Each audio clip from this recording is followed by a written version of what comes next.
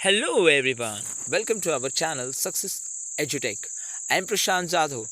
Today we are watching our first chapters, fifth point, the abolition of slavery. तो आज हम देखेंगे कि हमारा जो पहला चैप्टर है जिसका शीर्षक है द फ्रेंच रिवॉल्यूशन यानी फ्रेंच की राज्य क्रांति, फ्रांस की राज्य क्रांति। तो उसका जो फिफ्थ पॉइंट है द एबोल्यूशन ऑफ स्लेवरी यानी जो गुलामी की जो पद्धति थी वो कैसे बंद हुई फ्रांस में, वो हम यहाँ पर देखेंगे। One of the most revolutionary social reforms of the Jacobian regime was the abolition of slavery in the French colonies. तो जैकोबिन जो कि फ्रांस के शासन करता थे तब एक गुलामी की जो पद्धति थी वो कैसे उसमें कैसे क्रांति आई वो हम यहाँ पर देखेंगे। The colonies in the Caribbean, Martinique, Guadeloupe and San Domingo were important supplies of the commodities such as tobacco, indigo, sugar, and coffee. But the reluctance of Europeans to go and work in distant and unfamiliar lands meant the shortage of labor on plantations. तो the colonies in the Caribbean, तो कुछ ऐसी colonies थी Caribbean की जहाँ पर मार्टिन्क्यू, Goodall and San Domingo जो कि एक इम्पॉर्टेंट सप्लायर्स के रूप में काम करते थे। कैसे क्या सप्लाई करते थे, जैसे कि such as tobacco, indigo, sugar and coffee. ये जो उत्पाद है वो सप्लाई करते थे। But the reluctant of Europeans to go and work distant and unfamiliar land meant the shortage of labor on the plantations. मगर ये सब करने के लिए उन्हें किसकी ज़रूरत पड़ती थी? लेबर, और जो पीसेंट्स थे उनकी ज़रूरत पड़ती थी। So this was made by a triangular slave trade between Europe, Africa and the America. तो एक त्रिकोणी पद्धति यहाँ अस्तित्व में आई। ट्रायंगुलर स्लेव कहते हैं उसको, स्लेव यानी गुलामी। तो ये जो व्यापार था वो बढ़ाने के लिए उन्होंने गुलामों को सहारा लेना बेहतर समझा। जैसे कि यूरोप, अफ्रीका और अमेरिका में ये गुलामों की जो प्रोविज़न थी वो बढ़ रही थी। इसके कारण the slave trade begin in the 17th century. French merchants sailed from the ports of Bordeaux or Nantes to the African coast. और जो फ्रेंच मर्चेंट्स थे वो सेल करते थे, सेल यानी उनको बेचते थे। जैसे कि कौन से पोर्ट्स थे यानी कौन से बंदरगाह थे? बॉर्डेक्स और नांटेस। द अफ्रीकन कोस्ट, अफ्रीका का जो किनारा था यानी बंदरगाह कहते हैं, वहाँ पर ये सब कुछ व्यापार चलता था स्लेव्स का, गुलामों का। Where they brought slaves from local chieftains branded and shackled. और ये लोकल थे यानी स्थानिक थे, वहाँ के रहने वाले थे।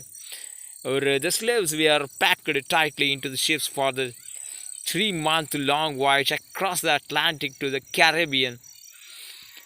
There they were sold to plantation owners. और ये जो स्लेव्स थे वो उनको जकड़ कर लाया जाता था शिप को, यानी जो जहाज़ थे पानी से आने वाले, उनको जकड़ कर लाया जाता था उन स्लेव्स को। तीन महीनों का ये प्रवास था। और Atlantic to Caribbean they were sold to plantation owners, और उनको बेचा जाता था प्लांटेशन ओनर्स को। The exploitation of slave labour made it possible to meet the growing demand in European markets for sugar, coffee and indigo. Port cities like Bordeaux and Nantes owed their economic prosperity to the flourishing slave trade. और ये जो व्यापार था वो बढ़ाने के लिए इसकी बहुत ही ज़रूरत थी, क्योंकि जो उत्पाद था उसी के लिए काम करने के लिए, उस उत्पाद को बढ़ाने के लिए जो काम करना था वो काम के लिए लोगों की आवश्यकता थी। और ये सब इसी के कारण स्लेव्स की जो पद्धति थी वो बढ़ रही थी यहाँ पर। और the exploitation of slow labor made it possible to meet the growing demand in European market for sugar, coffee and indigo. Port cities like Bordeaux and Nantes owed their economic prosperity to the flourishing slave trade, और इसके कारण slave trade बढ़ चुका था। Throughout the 18th century, there was a little criticism of slavery in France. The National Assembly held long debates about whether the rights of man should be extended all the French subjects, including those in the colonies. तो national assembly में इसका बहुत ही विचार विनिमय हुआ। French यानी France में जो स्लेवरी बढ़ रही थी उसका विरोध हो रहा था नेशनल असेंबली में, but it did not pass any laws, मगर उसके लिए कोई कायदा कानून लागू नहीं हुआ। Fearing opposition from businessmen whose incomes depend on the slave trade, क्योंकि जो बिजनेसमैन थे, जो व्यापारी थे, उनका सब कुछ जो इनकम था वो स्लेव्स पर डिपेंड करता था। It was finally the convention which is the 1794 legislated to free all slaves in the French overseas positions, और 1794 को सबको फ्री कर दिया जो गुलाम थे उनको। This however turned out to be a short-term measures 10 years later, और ये एक शॉर्ट टर्म मेजर्स था। 10 वर्षों के बाद Napoleon reintroduced the slavery plantation. Owners understood their freedom as including the rights to enslave African Negroes in pursuit of their economic interests. और उसके बाद निग्रो जो थे अफ्रीका के उनको स्लेवरी में लाया गया, यानी उनको एक स्लेव के रूप में उनका इस्तेमाल करने लगे इकोनॉमिक इंटरेस्ट बढ़ाने के लिए। Economic interest slavery was finally एबोलिश्ड in French colonies इन 1848, और उसके बाद 1848 को फ्रांस से स्लेवरी नष्ट हो गई। अब यहाँ पर एक न्यू वर्ड्स है, निग्रोस। निग्रोस किसे कहते हैं? A term used for the indigenous people of Africa south of the Sahara. It is the derogatory term not in common use any longer. तो एक निग्रो नामक एक जमात है जो कि अफ्रीका में है और सहारा के नेबर है, यानी नेबरिंग है अफ्रीका, सहारा के नेबरिंग कंट्री है अफ्रीका। तो ये निग्रोज एक जमात है। एक न्यू वर्ड्स है यहाँ पर, इमेनिसिफिएशन द एक्ट ऑफ फ्रीइंग, यानी एक ऐसा काम जिससे हम फ्री हो चुके हैं, मुक्त हो चुके हैं। तो अब हम अगला पॉइंट देखेंगे, the revolution of everyday life. तो हमारी एवरीडे जो लाइफ है उसमें कैसे रिवोल्यूशन आया, यानी उसमें क्रांति कैसी हुई, यहाँ पर हम देखेंगे। Can politics change the clothes people wear?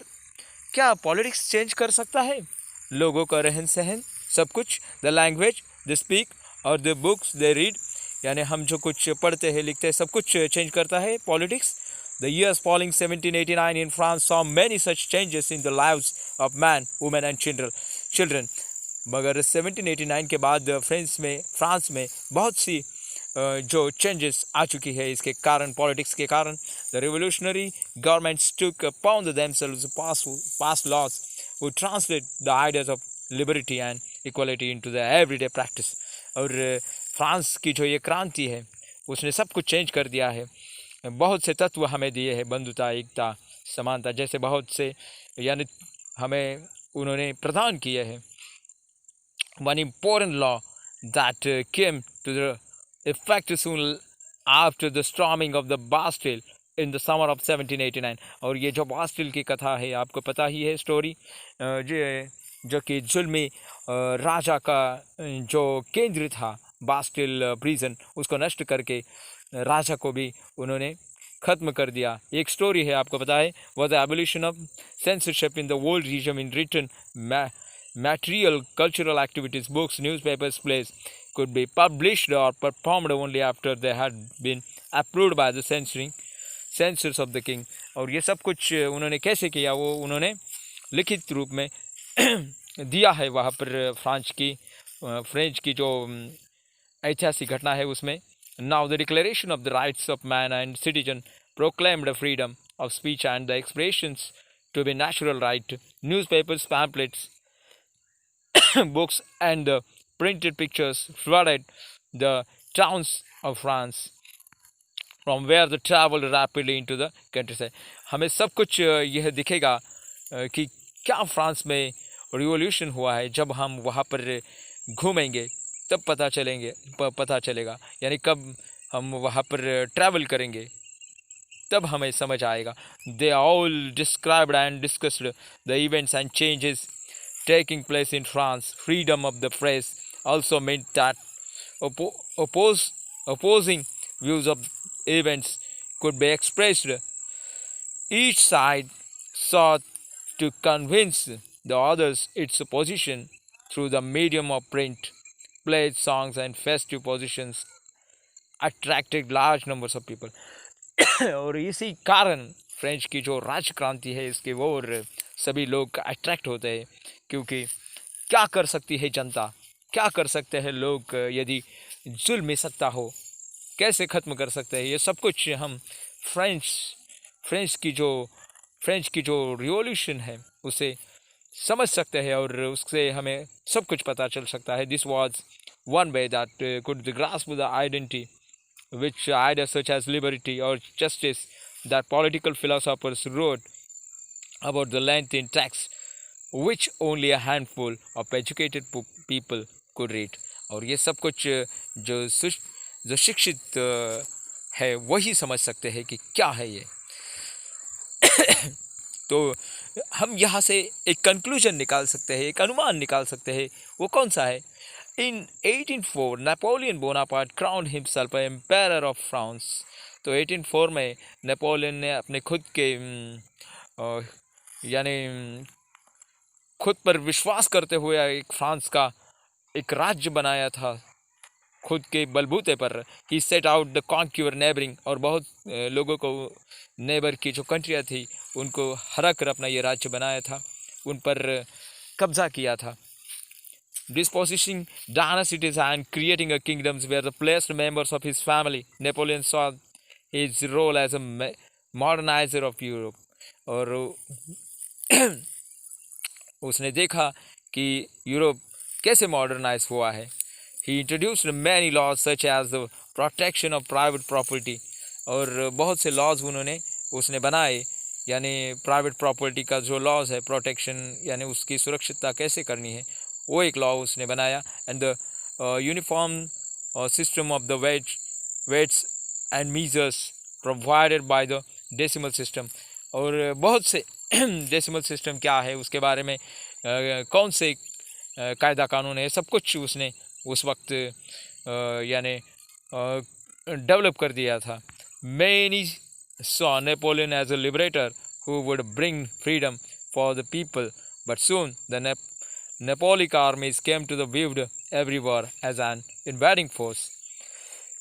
He was finally defeated at Waterloo in 1815.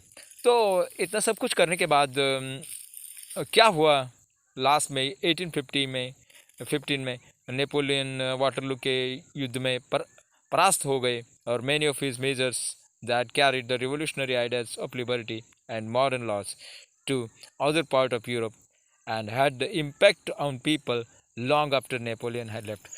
उसके जो तत्व थे अभी तक सभी लोग अपना रहे हैं और वो यूज़ भी कर रहे हैं अपनी जीवन पद्धति में. जो डेसिमल सिस्टम है वो सब कुछ ऐसे बहुत से मेजर्स उस के वक्त में तैयार किए थे और वो अभी तक हम यूज़ कर रहे हैं. The ideas of liberty and democratic rights were the most important legacy of the French Revolution. These spread from the France to the rest of the Europe during the 19th century were feudal system. तो बहुत से जो तत्व थे, जैसे कि हमें जो राइट्स यानी आइडियाज़ ऑफ लिबर्टी वो हमें फ्रांस से मिली है, जो एक अधिकार कहते हैं उसको, ये तत्व हमें फ्रांस से मिला है। Where abolished colonized people reworked the idea of freedom from bondage into the movements to create a sovereign nation state. Tipu Sultan and Ram Mohan Rai are two examples of the individuals who responded to the ideas coming from revolutionary France. So now I am completing my lecture. Namaskar.